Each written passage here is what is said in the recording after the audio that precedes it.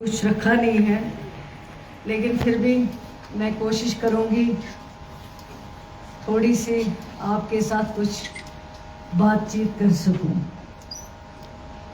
जब मैं यहाँ आ रही थी तो जब मैंने देखा जो अप्रोच रोड है कॉलेज का, जब मुझे नज़र पड़ी वहाँ से कॉलेज की बिल्डिंग के ऊपर, तो मुझे लगा कि एरिया बहुत खूबसूरत है, बहुत ब्यूटीफुल है, जहाँ पे कॉलेज इस वक्त एग्जिस्टिंग है।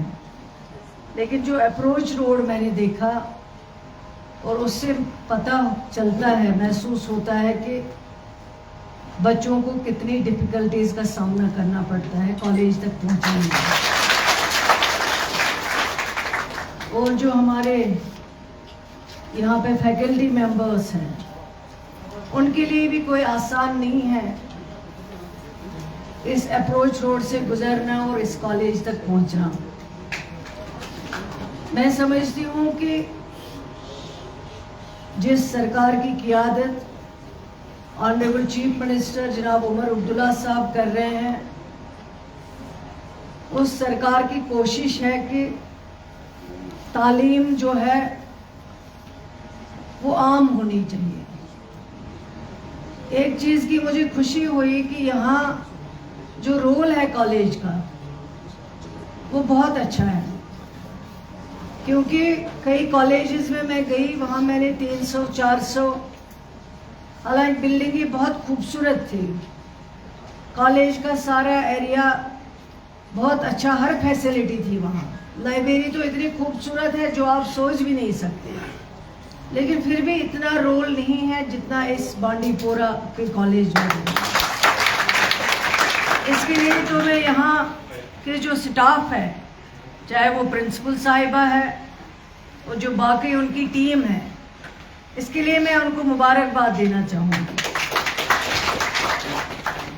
और दूसरी चीज़ ये कि जिस नाम पे ये कॉलेज रखा गया है, जो भी बुजुर्ग थे, मैं तो नहीं जानती, लेकिन सुना है, यहीं पे पता चला है कि उन्होंने हिस्ट्री को कश्मीरी में शायद लिखा है,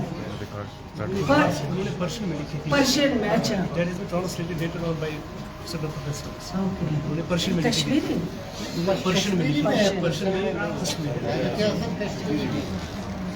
तो मैं समझती हूँ कि उनका भी बहुत कंट्रीब्यूशन रहा है।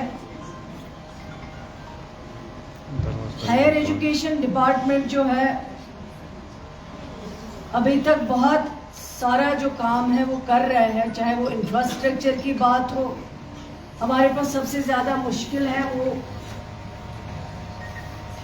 असिस्टेंट प्रोफेसर्स की कमी है।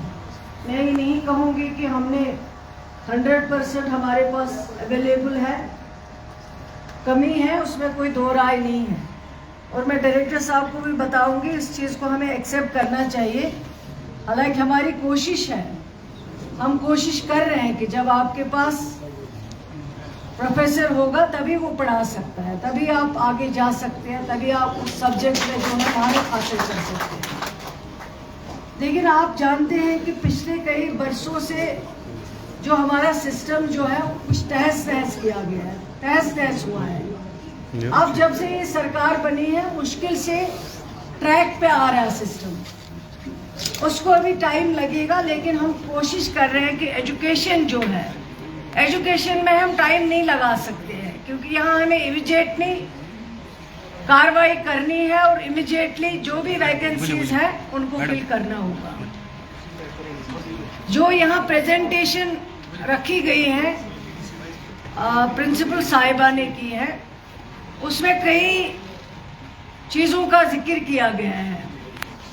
वो चीज़ें जो है वो प्रेजेंटेशन में ले लूँगी और जो भी इंशाल्लाह मुमकिन होगा उस पर ज़रूर काम किया जाएगा। और आपके लिए, आपके पढ़ने के लिए, जिससे आप आगे बढ़ सकते हो, क्योंकि दूर दराज इलाका है, आपके पास इतने वसाइल नहीं है कि आप कहीं श्रीनगर जाके पढ़ ले या वहाँ के प्राइवेट एकोमोडेशन में बैठ सके। आपके लिए यही कॉलेज जो है इसको बेहतर बनाना होगा, ताकि आप अपनी अच्छी से अच्छी तालीम जो है यहाँ से हासिल कर सकें।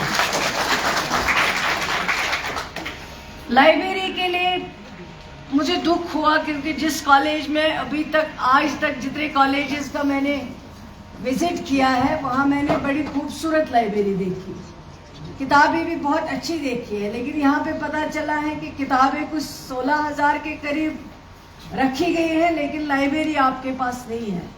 मैं डायरेक्टर साहब को यहाँ पे कहूँगी कि जितना जल्दी हो सके यहाँ की लाइब्रेरी का काम शुरू हो जाना चाहिए, और यहाँ इस दूर दराज इलाके जो बच्चे हमारे हैं वो उस लाइब्रेरी का फ़ायदा उठा सके और अपनी तालीम जो है वो ज़्यादा से ज़्यादा हासिल कर सके। इसी तरह जो हमारे ऑनरेबल एमएलए साहब हैं, मेरे भाई हैं, इनके साथ बहुत हमारे घर जैसे ताल्लुकात हैं, और बहुत जब से मैंने भी पॉलिटिक्स में ज्वाइन किया हुआ है तब से इनको मैं जानती हूँ। बड़े भाई की तरह हमेशा मैंने इनको ट्रीट किया है, और ये भी अक्सर बेशतर फिक्रमंद होते हैं इस कॉलेज के लिए, यहाँ के हॉस्पिटल के लिए बात करते हैं, आपके लिए बात करते हैं, यहाँ के इश्यूज़ के लिए बात करते हैं। मेरे दफ्तर में तो अक्सर बेशतर फाइल लेके हर रोज़ ही चक्कर लगाते हैं। कभी कभी मुझे मेरे साथ आर्ग्यूमेंट करके चले जाते हैं। मैं सोचती हूँ कि अब ये नहीं आएंगे कभी मेरे ऑफिस में, क्योंकि कभी कभी आर्ग्यूमेंट इतना तेज हो जाता है, निज़ाम साहब कहते हैं अब मैं नहीं आऊँगा यहाँ, लेकिन दूसरे तीसरे दिन मैं देखती हूँ कि निज़ाम साहब फिर आ जाते हैं, लेकिन अपने लिए नहीं, यहाँ के लोगों के लिए, आपके लिए, इस इलाके के बच्चों के लिए। और मैं निज़ाम साहब को यकीन दिलाना चाहती हूँ, इंशाल्लाह जो भी जितना भी पॉसिबल होगा, जो हम कर सकते हैं, जो आपने डिमांड यहाँ रखी है, चाहे वो उसके लिए मैं यहाँ पे ऑडिटोरियम बहुत ज़रूरी है। जब तक आपके पास ऑडिटोरियम नहीं होगा तब तक आप पढ़ाई के साथ जो बाकी चीज़ें, बाकी एक्टिविटी हैं उनमें हिस्सा नहीं ले सकते हैं। और मैं डायरेक्टर साहब को कहना चाहूँगी कि ऑडिटोरियम की जो शुरुआत है वो भी हमें करनी चाहिए यहाँ पे, ताकि बच्चों को उसका फ़ायदा मिल सके। जैसे बाकी कॉलेजेस में बहुत बहुत खूबसूरत ऑडिटोरियम बने हुए हैं, 2005 का कॉलेज है, लेकिन इंफ्रास्ट्रक्चर के लिहाज से बहुत पीछे है ये कॉलेज अभी भी। लेकिन हम इंशाल्लाह कोशिश करेंगे इस कॉलेज में बेहतर से बेहतर फैसिलिटीज़ रखने की, ताकि आपको ये फील ना हो सके कि श्रीनगर का कॉलेज अलग है, बारामूला का कॉलेज ज़्यादा डेवलप है, वहाँ ज़्यादा इंफ्रास्ट्रक्चर है, यहाँ नहीं है। हमारी कोशिश है इस सरकार की कि सबके साथ एक जैसा सलूक जो है वो करना चाहिए, रखना चाहिए, ताकि चाहे वो किस भी कौम से ताल्लुक़ रखता हो, वो हमारे लिए मैटर नहीं करता है।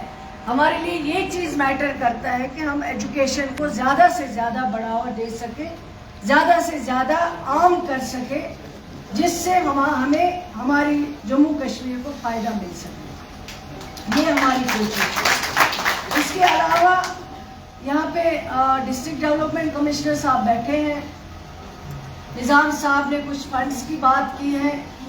आपको कुछ पैसा जो है वो ऑलरेडी हम लोगों ने एक प्रोजेक्ट भेजा था रूसा में, जो एक स्कीम है गवर्नमेंट ऑफ इंडिया की, उसमें 11 करोड़ के करीब जो है ऑलरेडी अप्रूवल आई हुई है।